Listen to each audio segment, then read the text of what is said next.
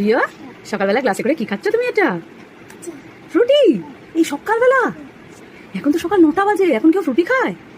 এই রিয়া, দেখি সত্যি সত্যি খাচ্ছিস না? গ্লাসে কিচ্ছু নেই।